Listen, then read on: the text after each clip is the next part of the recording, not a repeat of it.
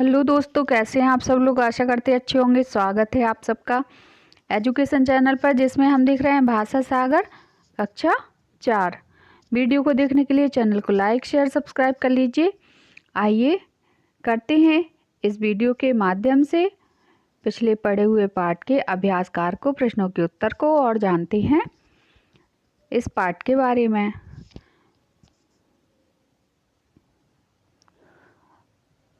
तो जैसा कि आप लोग जानते हैं दोस्तों कि हर वीडियो में आपका जो प्यार, स्नेह, सम्मान मुझे मिल रहा है, इससे मेरा चैनल और दिनों दिन आगे बढ़ता जा रहा है। तो आपके प्यार और सम्मान के लिए बहुत बहुत धन्यवाद। ऐसे ही चैनल पर बने रहिए और वीडियो को देखते रहिए, लाइक शेयर सब्सक्राइब करते रहिए। मैं अच्छी अच्छी वीडियो आपके लिए बनाती रहूँगी और आपकी समस्याओं को, आपकी जो भी क्वेश्चन है, प्रश्नों के उत्तर को देती रहूँगी। आइए शुरू करते हैं इस पाठ के अभ्यासकार को करना। यहाँ पहला प्रश्न पूछा गया है, पत्ता कांपने लगा।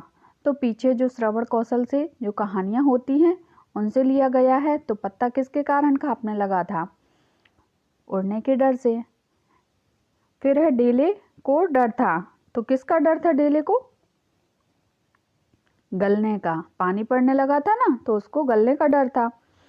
फिर है डेले और पत्ते का जीवन बचा। किससे बचा? दोनों के सहयोग से, क्योंकि हमने पहले सहयोग कहानी पढ़ी है। तो जब एक दूसरे के सहयोग से व्यक्ति आगे बढ़ता है तो उसको कोई भी परेशानी नहीं लगती। आसानी से वह उस परेशानी को हल करके आगे निकल जाता है। नन्ही नन्ही बूंदे शब्द का प्रयोग किया गया है। किसके लिए किया गया है? बूंदों के लिए। मैंने बोल दिया क्वेश्चन में भी। फिर यहाँ कुछ शब्द हैं, ये वाचन कौशल से, इनको आप श्रुतलेख होता है डिक्टेशन, बस वैसे लिख के भी देखिए। और अगर आप लोग चाहें तो मैं बताइए तो मैं लाइव आके और आप लोगों को डिक्टेशन बोला करूँगी। आप लोग लिखिए डिक्टेशन को। आगे है पहला प्रश्न है यहाँ पे, हिरन देखने में कैसा लगता था? कैसा लगता था हिरन देखने में? ये रहा इसका पहला प्रश्न का उत्तर। हिरन देखने में बहुत सुंदर था। उसकी बड़ी बड़ी आंखें बहुत सुंदर थी और उसकी सुनहरी खाल पर सफ़ेद चित्तियाँ थीं। देखा होगा आप सबने हिरन। कैसा लगता है हिरन? देखने में सुंदर लगता है। उसके सींग बड़े बड़े होते हैं, पीला पीला होता है, उस पर चित्ते चित्ते पड़े होते हैं, मैरून और ब्लैक कलर के। सुंदर लगता है ना हिरन? चित्र में तो देखा ही होगा, सामने ना देखा होगा तो। फिर है अगला प्रश्न है, कौवे ने दुखी मन से क्या कहा? कौवे ने दुखी मन से कहा कि मुझे तो बस इस बात की चिंता है कि कहीं बहेलिये ने उसे मार न डाला हो। किसको न मार डाला हो? हिरन को। हिरन नहीं मिल रहा था ना, हिरन समय से वापस नहीं लौटा था, इसलिए दोस्तों को उसके चिंता हो गई थी। अगला प्रश्न है, हिरन के पास चूहा कैसे पहुंचा? बताइए, स्टोरी तो पढ़ी है ना आपने, कैसे पहुंचा था? उत्तर है, हिरन के पास चूहा कौवे की पीठ पर बैठ के पहुंचा था, क्योंकि जल्दी पहुंचना था हिरन को बचाने के लिए। अगला प्रश्न है, कछुए अपने प्राण कैसे बचा सका?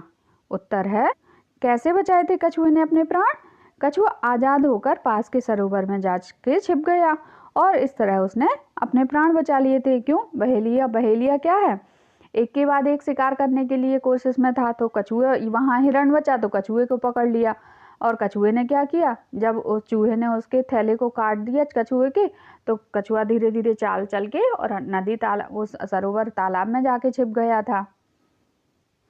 पहला प्रश्न है लेखन कौशल से कि सभी दोस्तों में बेचैनी क्यों बढ़ती जा रही थी और चूहे ने कौवे को क्या कहा? उत्तर है, सभी दोस्तों में बेचैनी इसलिए बढ़ती जा रही थी क्योंकि सूर्यास्त होने वाला था और हिरन अभी तक वापस नहीं आया था। चूहे ने कौवे से कहा कि लगता है हमारा मित्र किसी विकट संकट में फंस गया है। तो सारे मित्र क्या है, चिंतित हो रहे थे कि हिरन वापस क्यों नहीं आया अभी तक। अगला प्रश्न है, कौवा कब और क्यों दुखी हो गया? उत्तर है, कौवा जब उस स्थान के पर पहुंचा जहां हिरन जाल में फंस गया था, उसे देखकर वह दुखी हो गया। अगला प्रश्न है, बहेलिये को देखते ही सभी ने क्या किया? उत्तर है, उत्तर है बहेलिये को देखते ही कौवा ऊंचे पेड़ पर जा बैठा, चूहा बिल में छुप गया और हिरन भाग गया। तो सभी ने अपनी अपनी जान बचाई थी। बहेलिया कौन है? शिकारी। शिकारी उसको पकड़ने वाला था, इसलिए सब अपनी अपनी जगह भाग गए। अगला प्रश्न है, कछुए को बचाने के लिए सबने क्या उपाय सोचा? उत्तर है, कछुए को बचाने के लिए हिरन बहेलिये के रास्ते में घास चरने लगा। उसे देखते ही बहेलिये ने अपना थैला रखकर उसका पीछा किया। उधर चूहे ने थैले को काट दिया, कछुआ आज़ाद हो गया। तो क्या किया? कछुए को बचाने के लिए हिरन क्या है, आगे आ गया बहेलिये के और बहेलिये को रास्ता भटकाने लगा। हिरन तो तेज दौड़ता था, बहेलिया धीमे चलता था। तो बहेलिया मतलब शिकारी उसको पकड़ने के लिए प्रयास करने लगा, जब तक जो थैला था, थैले में कौन पकड़ गया था? कछुआ। कछुए को क्या किया? चूहे ने दांतों से काट के और कछुए को आज़ाद करा दिया और हिरन तो तेजी से भाग गया वहां से। अगला प्रश्न है, सहयोग कहानी से आपको क्या प्रेरणा मिलती है? उत्तर है, सहयोग कहानी से हमें प्रेरणा मिलती है कि एकता, साहस और समझदारी से किसी भी समस्या को सुलझाया जा सकता है। जैसा कि यहाँ हमने इस कहानी में पढ़ा कि हिरन को पहले पकड़ लिया बहेलिये ने, तो सबने मिलके बचा लिया। फिर कछुए को पकड़ लिया तो सबने मिलके बचा लिया। तो अगर सबका साथ होगा तो हमारे ऊपर कोई भी कष्ट नहीं आ सकता है। अगला प्रश्न है, जरा सोच कर लिखिए। पहला प्रश्न है इसमें, एक बार हिरन जाल में फंस चुका था, क्या दूसरी बार भी उसका बहेलिये के सामने दिखना उचित था? ये देखिए, उत्तर देखिए। एक बार हिरन जाल में फंस चुका था, लेकिन दूसरी बार वह सतर्क होकर अपने मित्र को बचाने के लिए बहेलिये के सामने आया था, इसलिए दूसरी बार बहेलिये के सामने उसका दिखना उचित माना गया है। अगला प्रश्न है, हिरन का पता लगाने से कौवा मना कर देता तो दूसरे दोस्त हिरन को बचाने के लिए क्या कर सकते थे? उत्तर है, यदि हिरन का पता लगाने के लिए कौवा मना कर देता तो दूसरे दोस्त हिरन को बचाने के लिए स्वयं जाते और हिरन का पता लगाते। अगला प्रश्न है, सही पर सही का निशान लगाइए। तो ये 4 विकल्प दिए गए, इनमें से एक सही है, उस पर हमको सही का निशान लगाना है। पाठ आपने पढ़ा है तो प्रश्नों का उत्तर भी आपसे बनेगा। पहला प्रश्न है, हिरन के पास पहुंचने के लिए चूहा किसकी पीठ पर सवार हुआ था? बताइए, सब सोचिए जरा, किसकी पीठ पर सवार हुआ था? कौवे की, कछुए की, बहेलिये की, खरगोश की? उत्तर क्या है इसका? कौवे की। अगला प्रश्न है, बहेलिये ने अपने थैले में क्या रखा था? अभी हाल ही हम प्रश्नों के उत्तर में पढ़ रहे थे, क्या रखा था बहेलिये ने अपने थैले में? बताइए, सोचिए सोचिए जरा। मेंढक को रखा था, खरगोश को रखा था, कौवे को, कछुए को? किसको रखा था? वेरी गुड, कछुए को। फिर अगला प्रश्न है, बहेलिये को भटकाने का काम सौंपा गया, किसे सौंपा गया था? सोचिए जरा, अभी हाल ही स्टोरी पढ़ी आपने। कौवे को, हिरन को, चूहे को, कछुए को? उत्तर है हिरन को। टिक कर लीजिए सारे। अब देखिए, घटनाओं के सामने कहानी क्रम के अनुसार संख्या लिखिए। तो ये जो वाक्य दिए गए हैं ये उल्टे सीधे हैं, तो कहानी में जो वाक्य पहले आया है उस पे नंबर 1 डालना, जो दूसरे नंबर उसके बाद आया है तो उस पे 2 ना डालना, ऐसे इनको क्रमानुसार करना है। तो मेरे अनुसार तो यहाँ खा नंबर 1 नंबर पे आया, इंगा नंबर 2 नंबर पे आया और का नंबर 3 नंबर पे, गा नंबर 4 नंबर पे और घा नंबर 5 नंबर पे आया। आप लोग कहानी को पढ़ के इसको करने का प्रयास कीजिए। अगला प्रश्न है, जीवन कौशल से यदि कोई अपरिचित व्यक्ति संकट में पड़ जाए तो आप क्या करेंगे? उसकी मदद करेंगे, अनदेखा करेंगे या दूसरों को बताएंगे? बताइए, क्या करेंगे आप लोग? क्या करना चाहिए हमें? अगर कोई व्यक्ति संकट में है तो हमें क्या करना चाहिए? उत्तर है, वेरी गुड, उत्तर है उसकी मदद करेंगे।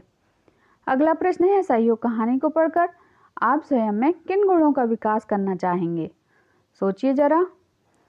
उत्तर है सहयोग कहानी पढ़कर मैं अपने अंदर दूसरों की मदद करना, योजना बनाने की कला, सामूहिक प्रयास, अपने शारीरिक और बौद्धिक शक्ति के अवसर के अनुसार प्रयोग करने के गुणों का विकास करना चाहूँगा। जैसे कछुआ धीमा चलता था, हिरन तेज चलता था, कौवा उड़ सकता था। सभी में अपने अपने गुण पाए जाते थे ना, लेकिन सभी ने अपने अपने गुणों का प्रयोग किया और सभी बच गए, खुश रहे, है ना। तो ऐसा ज़रूरी थोड़ी है कि जहाँ सुई का काम हो तो वहाँ हम तलवार से काम कर लेंगे, है ना। जहाँ चाकू से काम होगा तो चाकू से करेंगे, तलवार से काम होगा तलवार से करेंगे। तो जिसका काम जो होता है वही कर पाता है ना। अगला प्रश्न है, जो शब्द पर्यायवाची नहीं है उन पर घेरा लगाइए। तो यहाँ पे 4 शब्द दिए हैं, जो 3 तो एक पर्यायवाची है लेकिन एक अलग है, उस पर हमको घेरा लगाना है। जैसे किनारा, कूल, तट, नदी। तो किनारा क्या है, बिल्कुल साइड में जो किनारे होता है वो किनारा है। कूल क्या है, कूल भी किनारा है। और तट क्या है, नदी का किनारा है। तो ये सब क्या है, पर्यायवाची हैं किनारे के। लेकिन नदी क्या है, जो नदी स्वयं बहती है वो नदी है। तो यहाँ नदी को घेरा बनाएंगे। फिर है पलक, नेत्र, लोचन, नयन। तो नेत्र, नयन, लोचन तो क्या है, आँख के पर्यायवाची हैं। लेकिन पलक जो है आँख में रहती है, तो आँख के ऊपर जो रहती है उसको पलक बोलते हैं। तो पलक पे गोला बनाइए। यहाँ कुछ ये शब्द हैं लेकिन कुछ साफ नहीं है, लेकिन मैं पढ़ के बताती हूँ। जैसे कछुआ, काग, करमट, कच्छप। तो ये सब मुझे लगता है कछुआ के पर्यायवाची हैं, और काग जो है कौआ है। तो काग को, ये देखिए वहाँ काग के पर्यायवाची हैं, तो काग को सर्किल करेंगे, वहाँ पे काग जो है अलग से है, और बाकी सब कछुआ के पर्यायवाची हैं। एक और दिया है मार्ग, हिरण, मृग, तुरंग। तो इसमें हिरण के पर्यायवाची दिए गए हैं, लेकिन मार्ग जो है रास्ता है, तो मार्ग को सर्किल कीजिए। फिर विलोम शब्द लिख के वाक्य बनाना है। जैसे हिरन धीरे से भागा।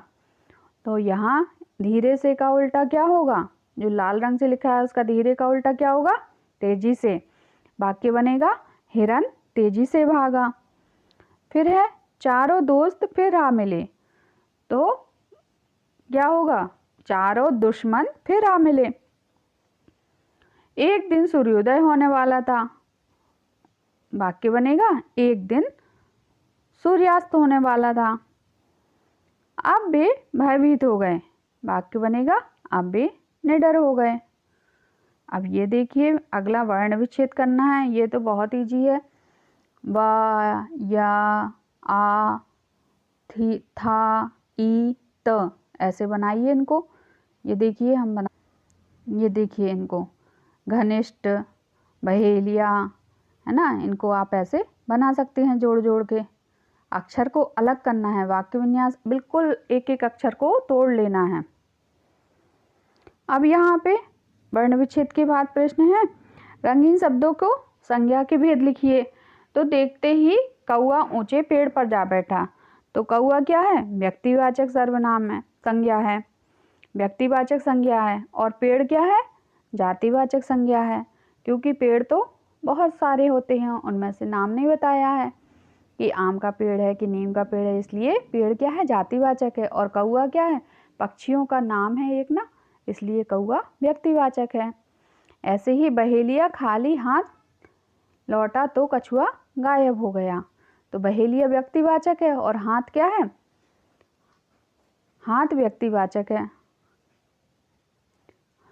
बहेलिया क्या है, यहाँ पे बहेलिया जातिवाचक है, क्योंकि शिकारी का किसी का नाम तो नहीं बताया है, इसलिए कोई भी शिकारी हो सकता है। तो बहेलिया जातिवाचक है। हाथ क्या है, व्यक्तियों के हाथ होते हैं, तो व्यक्तिवाचक है। फिर है मेरे भाई हिरन तुम कहाँ हो।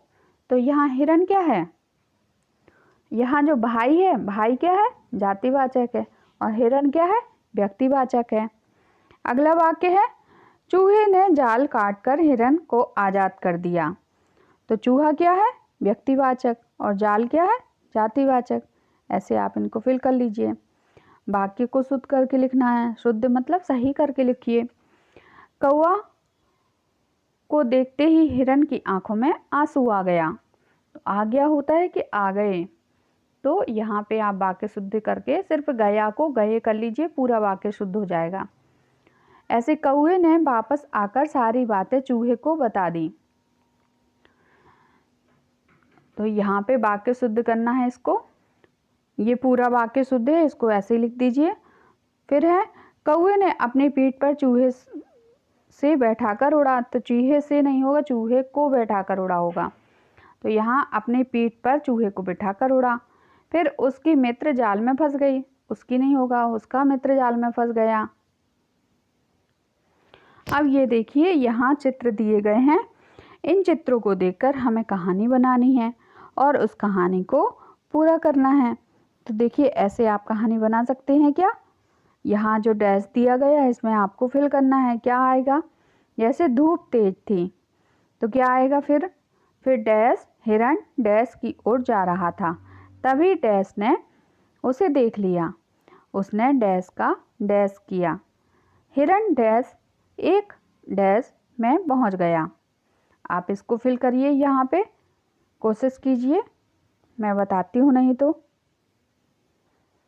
ये देखिए धूप तेज थी, एक हिरन तालाब की ओर जा रहा था। तभी शिकारी ने उसे देख लिया। उसने हिरन का पीछा किया। हिरन भागते भागते एक जंगल में पहुंच गया। वह लता के पीछे छिप गया। जब शिकारी आगे बढ़ गया तो हिरन ने लता की पत्तियों को खाना शुरू कर दिया। लता ने कहा, हिरन भाई, मैंने तुम्हारी रक्षा की है, अब तुम मुझे खा रहे हो, यह तो गलत है। हिरन ने कहा, तुम खाने के लिए ही बनी हो। लता को बहुत दुख हुआ, वह उदास हो गई। थोड़ी देर में शिकारी वापस लौटा। अब लता में पत्तियां भी नहीं थी। शिकारी ने हिरन को देख लिया। इस बार अपनी गलती के कारण हिरन स्वयं को शिकारी से नहीं बचा सका। उसने हिरन को मार डाला। तो क्या शिक्षा मिली हमें इस कहानी से। इसमें क्या किया, हिरन को जिस लता ने बचाया था, लता पेड़ की जो लता होती है जिसने बचाया था, हिरन ने उसी को खा लिया। तो अगली बार जब शिकारी उसको पकड़ने के लिए आया तो हिरन नहीं बच सका। क्यों पेड़ पौधे पत्तियां तो थी नहीं, तो उसको भी बहेलिये ने मार दिया, शिकारी ने उसको मार दिया। तो इसलिए जिसने तुम्हारी रक्षा की, जिसने तुम्हारी हेल्प की, तुम उसी को धोखा दोगे तो तुम्हारे साथ भी धोखा होगा। अगला प्रश्न है आयत में, मतलब यहाँ जो ये चौकोर बॉक्स बना हुआ है इसमें कुछ जानवरों और पक्षियों की आवाज़ें लिखी हुई हैं। तो उनकी आवाज़ें आपको उनके सामने लिखना है। जैसे हंस क्या करता है, यहाँ लिखा है कूंजना पे सर्किल किया है। ऐसे ही सिक्के क्या होते हैं, तो खनखनाना, तो आप खनखनाना पे सर्किल कर लीजिए। चिड़िया क्या करती है, तो चिड़िया कूकती है। फिर गाय क्या करती है, गाय रंभाती है। कुत्ता क्या करता, भौंकता है। कोयल क्या करती, कूकती है। सांप क्या करता है, फुफकारता है। और शेर क्या करता है, दहाड़ता है। तो ऐसे आप इनको ढूंढ के और सर्किल करके इनको, ये देखिए, हंस कूंजना, गाय रंभाना, सांप फुफकारना, सिक्के खनखनाना, कुत्ता भौंकना, शेर दहाड़ना, चिड़िया चहचहाना और कोयल कूकना। इनको आप लिख लीजिए और याद भी कर लीजिए। आपको ये हमेशा याद रहने चाहिए क्योंकि आपके आगे की पढ़ाई में भी काम आने वाले हैं। तो आपने क्या सीखा इस पाठ से कि जो हमारा साथ दे और जो मुसीबत में हो, हमें उन सब की मदद करनी चाहिए। यहाँ हमारा यह पाठ समाप्त हुआ। आगे की वीडियो में आगे के पाठ को पढ़ेंगे। आपको लोग कुछ इसमें सुधार चाहते हैं, कुछ और चीज़ें सीखना चाहते हैं तो आप मुझे बताइए, मैं आपके लिए करूँगी। यहाँ इसको यहीं समाप्त करती हूँ। धन्यवाद।